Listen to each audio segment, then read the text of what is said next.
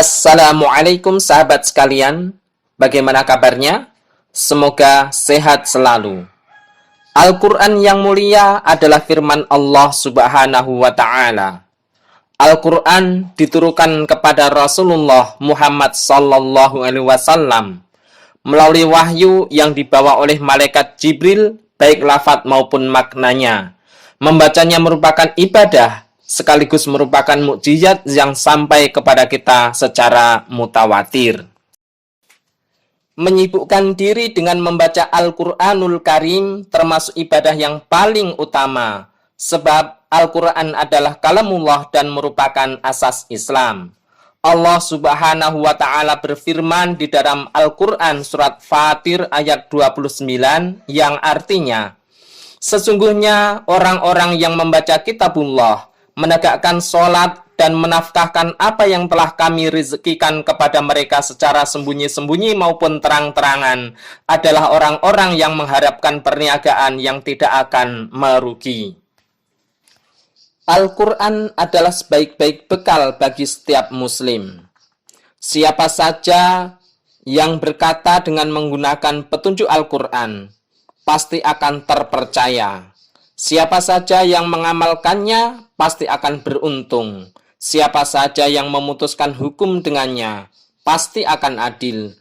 Dan siapa saja yang mendakwahkannya pasti akan mendapatkan hidayah ke jalan yang lurus. Berikut ini kami sampaikan hadis-hadis yang berkaitan tentang keutamaan membaca Al-Quran dan segala kebaikan yang sangat banyak di dalamnya.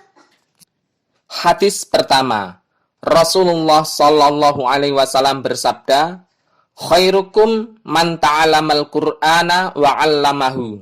Sebaik-baik kalian adalah orang yang belajar Al-Quran dan yang mengajarkannya. Hadis riwayat Bukhari. Hadis kedua, Rasulullah Sallallahu Alaihi Wasallam bersabda, man qara'a harfan min kitabillahi falahu bihi hasanatun wal hasanatu bi asyri amsalihha.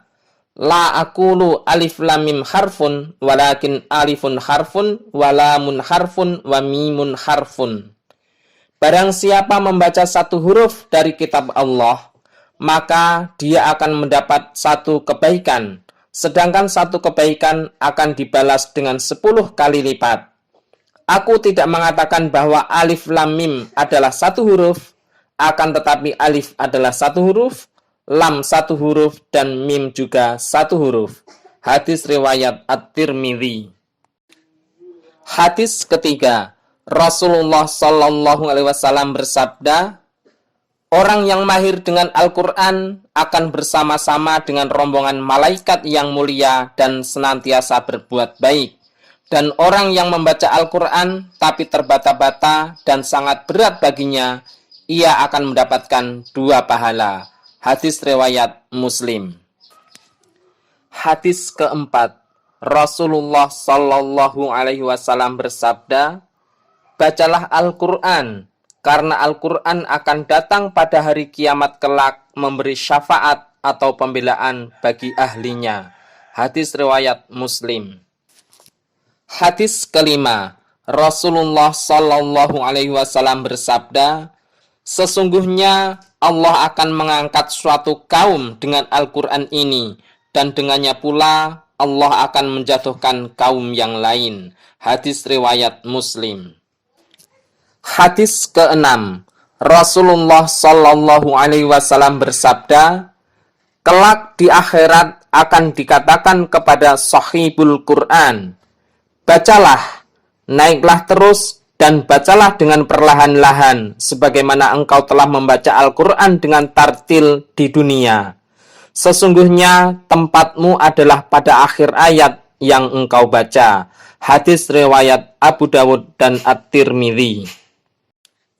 Hadis ketujuh, Rasulullah Sallallahu Alaihi Wasallam bersabda, sesungguhnya orang yang dalam hatinya tidak ada Al-Quran sedikit pun yang dia hafal, bagaikan rumah yang akan roboh. Hadis riwayat At-Tirmidzi. Hadis ke-8, Rasulullah Sallallahu Alaihi Wasallam bersabda, Al-Quran adalah kitab yang menjadi pembela dan bisa diminta pembelaan. Ia adalah kitab yang mahil dan musaddaq. Siapa saja yang menjadikan Al-Quran ada di depannya, maka ia akan menuntunnya ke surga. Tapi siapa saja yang menjadikan Al-Quran di belakangnya, maka ia akan menggiringnya ke neraka. Hadis riwayat Ibnu Hibban. Hadis ke-9. Rasulullah Shallallahu Alaihi Wasallam bersabda, peliharalah hafalan Al-Quran, sebab demi zat yang jiwa Muhammad ada di tangannya, sesungguhnya Al-Quran lebih cepat lepasnya dari ingatan daripada lepasnya unta dari tambatannya. Hadis riwayat Bukhari Muslim. Hadis ke-10. Rasulullah Shallallahu Alaihi Wasallam bersabda, perumpamaan orang mukmin yang membaca Al-Quran adalah seperti buah utruja, rasanya enak, baunya harum. Perumpamaan orang mukmin yang tidak membaca Al-Quran adalah seperti buah tamroh, rasanya enak tapi tidak wangi. Sedangkan perumpamaan orang munafik yang membaca Al-Quran adalah seperti buah roihanah, baunya harum tapi rasanya pahit. Dan perumpamaan orang munafik yang tidak membaca Al-Quran adalah seperti buah handholah, baunya tidak harum dan rasanya pun pahit.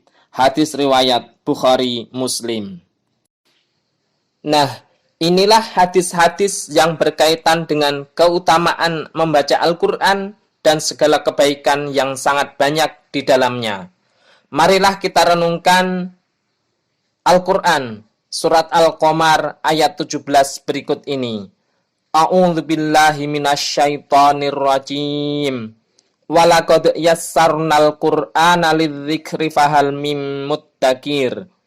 Dan sungguh telah kami mudahkan Al-Quran untuk peringatan, maka adakah orang yang mau mengambil pelajaran? Begitu juga mari kita renungkan sabda Rasulullah SAW berikut ini. Iri hati itu tidak benar kecuali pada dua hal berikut. Pertama, pada orang yang diberi Al-Quran oleh Allah, kemudian dia membacanya sepanjang siang dan malam. Kedua, pada orang yang diberi harta oleh Allah, kemudian dia menginfakannya siang dan malam.